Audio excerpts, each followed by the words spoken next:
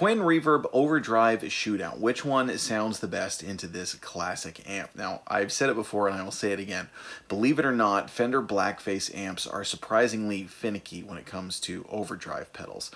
Part of it is how they respond to it, and a lot of the Fender Blackface amps, and the Twin Reverb is no exception, they have this nice glassy tone. And one of the things that I found with a lot of overdrive pedals is the tone doesn't sink in. It's almost like, you know, if you play a Marshall amp or a Vox amp or a Tweed amp or whatever amp you're playing, a Supro amp, the tone kind of sinks in and integrates with your sound. Whereas with the Blackface amps, it's almost like this is your sound and the overdrive kind of skips off the top, if that makes sense. I'm trying to visualize what's going on with the sound. What winds up happening is some overdrives can sound a little bit harsh and raspy with these amps. Not always the case, and it does depend on which model you have. There are certainly exceptions to that. That's been my general experience with a lot of the 65 Reissue series in particular. They're great amps though, and I love them, and there are great overdrive pedals that work. So today we're focusing on the Twin Reverb. This Twin Reverb, I do want to mention, is modified with two Jupiter speakers. We have an Alnico and a ceramic speaker in there.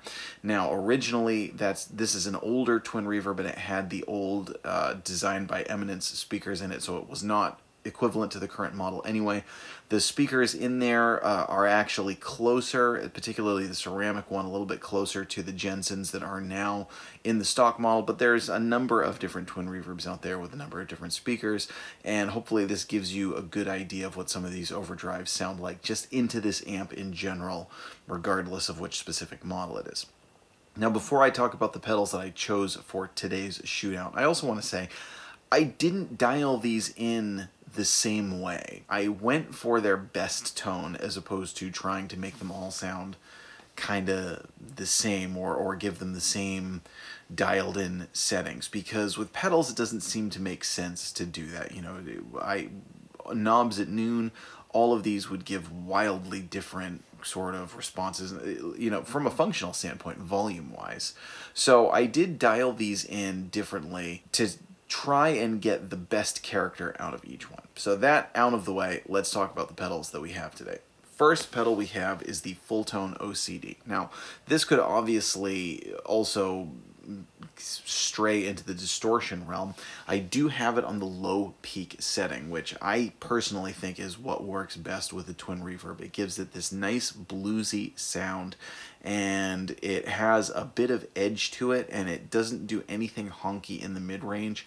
It just sits nicely with the tone. Now, I like it best with the drive pulled back a little bit, kind of a hint of the hairy graininess if you turn it all the way up.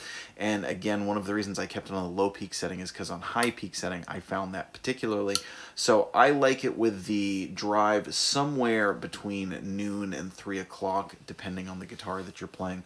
But this pedal really works well with it. Again, on the low peak setting, it has a smoothness that complements the twin reverb's tone nicely. Next up for my Tube Screamer selection, we have Tube Screamer, an Ibanez TS9, a regular old Ibanez TS9. This is one of the classic choices for this amp, and I think it works. This is just, you know, it's kind of a no-brainer, and it may not be the most exciting or exotic overdrive sound, but it's sort of tried and true. It's kind of like a nice piece of apple pie. That's basically what it is. It's a homey, comfortable, works well. It works well with a lot of different guitars. Something that you know, something that you trust, something that you can always feel confident about getting a good sound out of. Now, this one, surprisingly, you have to have the tone rolled back kind of far in order to make it so that it's not too bright. The twin reverb is a pretty bright amp, and the key with Tube Screamers in general is to keep wherever you have the gain set, you want to make sure that it's above unity, the volume coming out of this thing. Tube Screamers start to sound like cheap toys if they don't have enough volume. They really sound best when you keep it at unity or if you push the amp a little bit. So that's one of the keys with this. Next up, we have the Keeley Super Phat mod. This is a great pedal. This is based on the Keeley mods for the Boss Blues driver. This is the most powerful pedal that I have in the lineup today. This thing absolutely snarls and blasts. If you'll notice how low I have the level set. The twin reverb is really not, in my opinion, an amplifier to push, because it's just so loud and so clean, and always so clean. Even if you get it really, really loud, it's still really, really clean. So this is not one of those amps that you try and push into the sweet spot. So like cranking, if you were to crank the level up on this thing, I mean, it would just absolutely blast the walls off. What I like about this pedal is that this is one of the pedals I found that sounds really, really good if you use a lot of the drive and less of the level. So it's just got nice clipping sounding on its own. Now you'll also notice with this one, this has two settings. This has flat and fat. This one I do like the higher power setting on. I think it adds a really nice grind and crunch that suits the twin reverb well.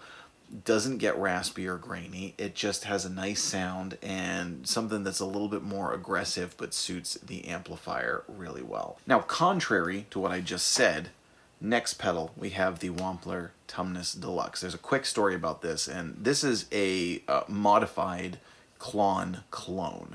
Heavily modified. This is taking the idea of the Klon and kind of, you know, bumping it up to the next level.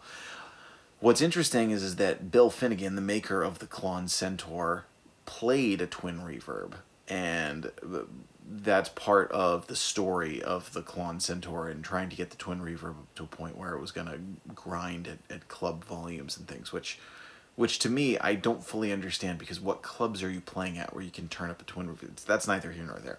Anyway, the twin reverb is integrated with the story of the history of the claw and centaur. Now, this one I really like because of its dialing in capabilities. This is a real tone sculpting overdrive, and it works really well for that. Again, look where I have the EQ set. I think this sounds great on this setting. This adds a nice smoothness to it that you might not get with other ones. But, you know, got the bass, mids, and treble really pulled back, and I think it gives you a great sweet spot where your tone doesn't have any harshness, but it also kind of sits well in a mix. This one I also like better on the hot setting as opposed to the normal setting. It just gives you a little bit more drive, which suits the really ultra cleanness of the twin reverb well. And this pedal is just an absolute monster with this amp. And you heard with the gain turned all the way up, it does the clon thing still really well. And I think this is a great choice.